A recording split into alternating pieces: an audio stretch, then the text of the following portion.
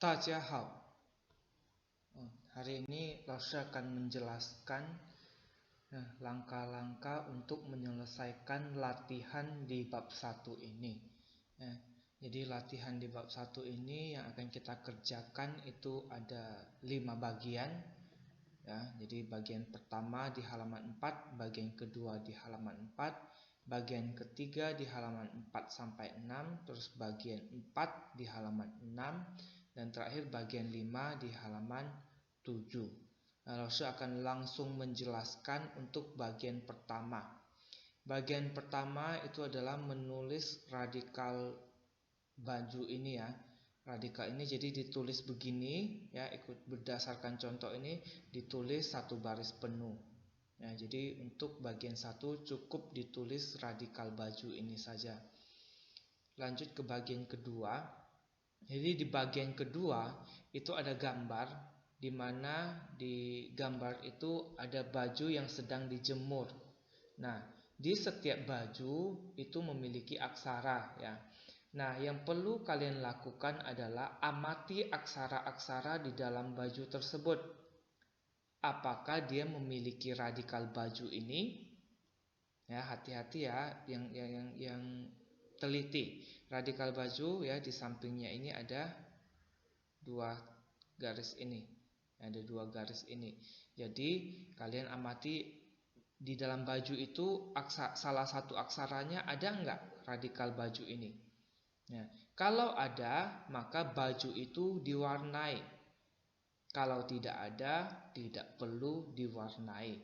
Jadi kalau ada radikal ini ya, bajunya ya, kalau ada radikal ini bajunya diwarnai, kalau tidak ada tidak perlu diwarnai. Ya, jadi baju yang ada itu jumlahnya ada 4. Ya, jadi cukup mewarnai 4 baju. Silakan diperiksa, diamati, dikerjakan dengan teliti. Lanjut ke bagian 3.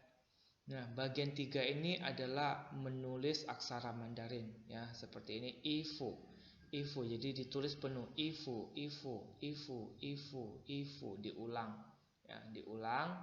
Nah, setelah ditulis aksara ini penuh, di bawahnya tulis jumlah guratannya ya, jumlah guratannya. Silakan lihat di materi yang sudah Lausha berikan minggu lalu ya. Jadi jumlah guratannya sudah Lausha ajarkan melalui kelas online minggu lalu. Nah, kita lanjut ke bagian 4. Nah, bagian 4 ini coba lingkari aksara yang tepat untuk melengkapi kalimat. Nah, untuk mempermudah kalian mengerjakan tugas ini ya, kalau di buku yang kalian lihat itu adalah aksara Mandarin semua. Tetapi di slide yang Lausha lagi jelasin ini semua sudah ada pinyin. Ya, jadi ini lebih mempermudah kalian untuk mengerjakan.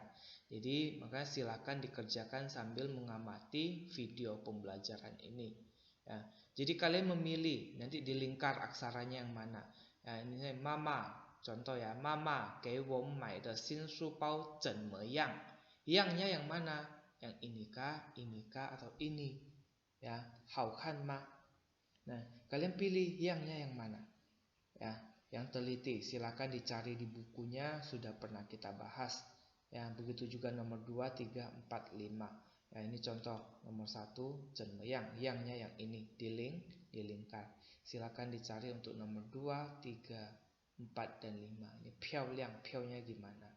Nah, silakan dicari. Kita lanjut ke bagian kelima. Nah, bagian kelima ini adalah ada 2 bagian, jadi 5.1 dan 5.2. Nah, di 5.1 ya, kalian harus seperti yang kemarin harus tugasin loh. Ya, ada kan memilih kata cenme, cenmele atau cenmeyang untuk melengkapi percakapan. Ya, ingat cenme belakangnya pada umumnya diberi kata kerja. Cenme qu, cenme zuo itu berfungsi untuk bertanya cara. Cenmele artinya kenapa, menanyakan kondisi. Cenmeyang bagaimana, itu untuk menanyakan pendapat.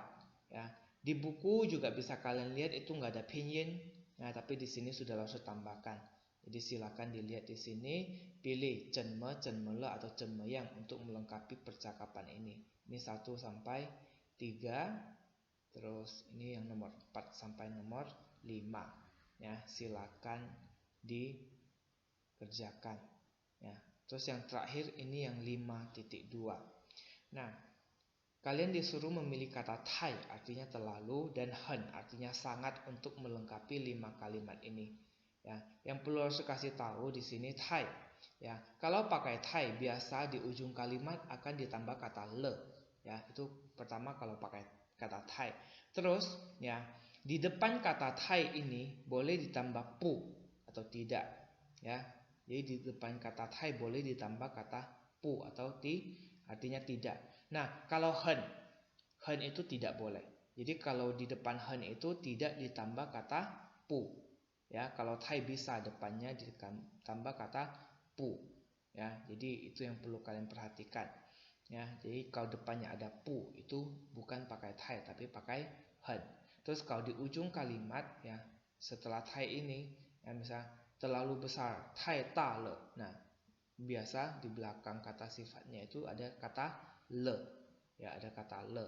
Jadi itu untuk penggunaan tai sama hen. Nah,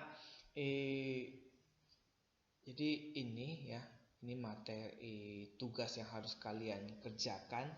Selamat mengerjakan. Jika ada hal-hal yang kurang dimengerti atau kata-kata yang tidak dimengerti, silakan tanya ke Laoshi lewat kolom komentar di Google Classroom ya.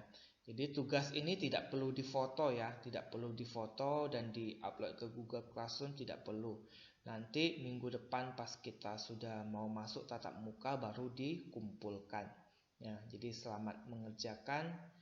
Ada yang kurang dimengerti silakan tanyakan ke Laoshi. 谢谢大家，大家再见。